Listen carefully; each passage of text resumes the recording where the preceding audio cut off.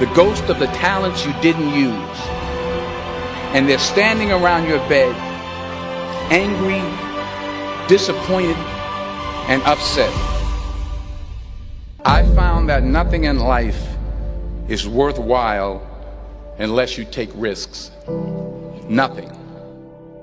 Nelson Mandela said, "There is no passion to be found playing small and settling for a life that's less than the one you're capable of living."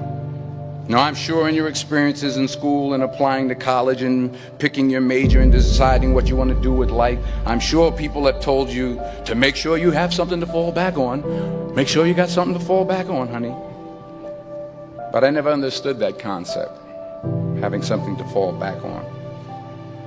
If I'm going to fall, I don't want to fall back on anything.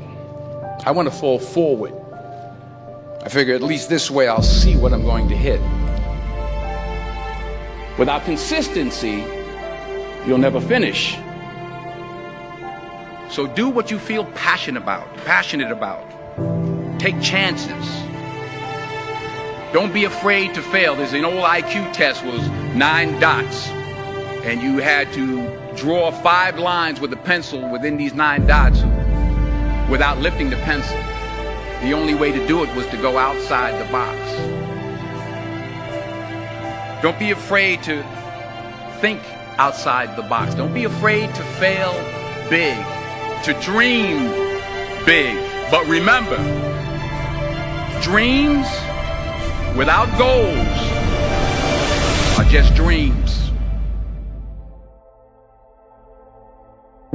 Reggie Jackson struck out 2,600 times in his career, the most in the history of baseball. But you don't hear about the strikeouts. People remember the home runs.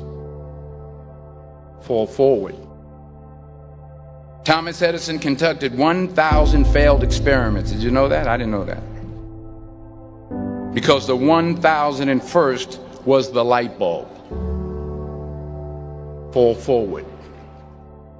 Every failed experiment is one step closer to success. You've got to take risks, and I'm sure you've probably heard that before, but I want to talk to you about why that's so important. You will fail at some point in your life. Accept it. You will lose. You will embarrass yourself. You will suck at something. There's no doubt about it. And I know that's probably not a traditional message for a graduation ceremony, but hey, I'm telling you, embrace it, because it's inevitable.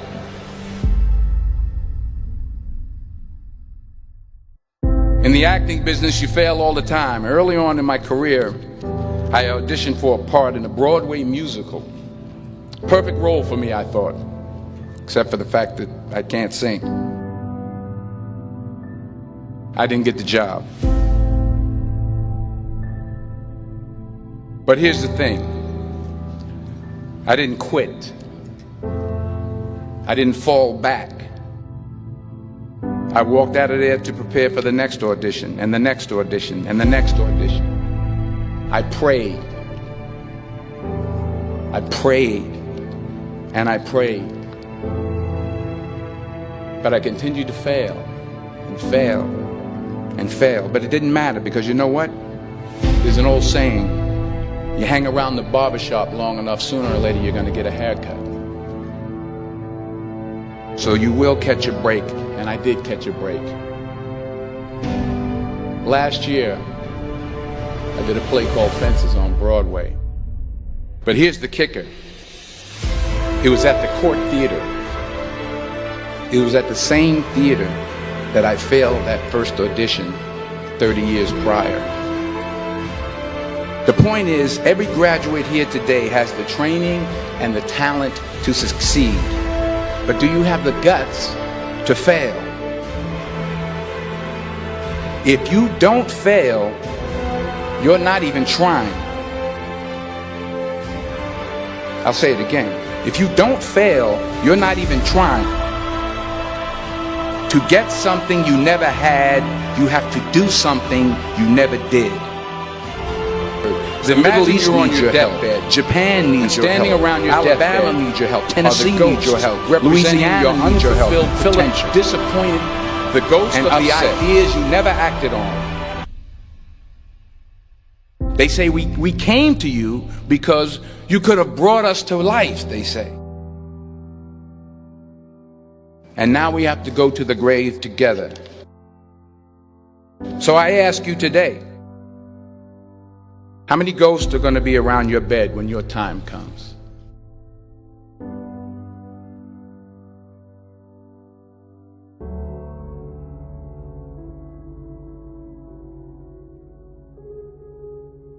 I just got back from South Africa. It's a beautiful country, but there are places there with terrible poverty that need help. And Africa is just the tip of the iceberg. I began at Fordham University as a pre-med student. I took a course called Cardiac Morphogenesis. Philadelphia needs your help. The world needs a lot, and we need it from you. We really do. We need it from you young people. I mean, I'm not speaking for the rest of us up here, but I know I'm getting a little grayer. We need it from you, the young people, because remember this. You got to get out there. You got to give it everything you got, whether it's your time, your talent, your prayers, or your treasures. What are you going to do with what you have? I'm not talking about how much you have. Some of you are business majors, some of you are theologians, nurses, sociologists. Some of you have money, some of you have patience, some of you have kindness, some of you have love, some of you have the gift of long suffering. Whatever it is, whatever your gift is, what are you going to do with what you have? All right, now here's my last point about failure. Sometimes it's the best way to figure out where you're going. Your life will never be a straight path.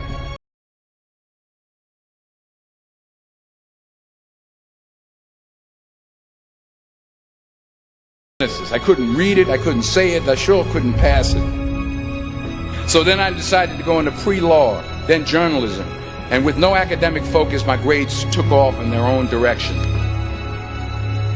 I was a 1.8 GPA. And the university very politely suggested that it might be better to take some time off. I was 20 years old. I was at my lowest point.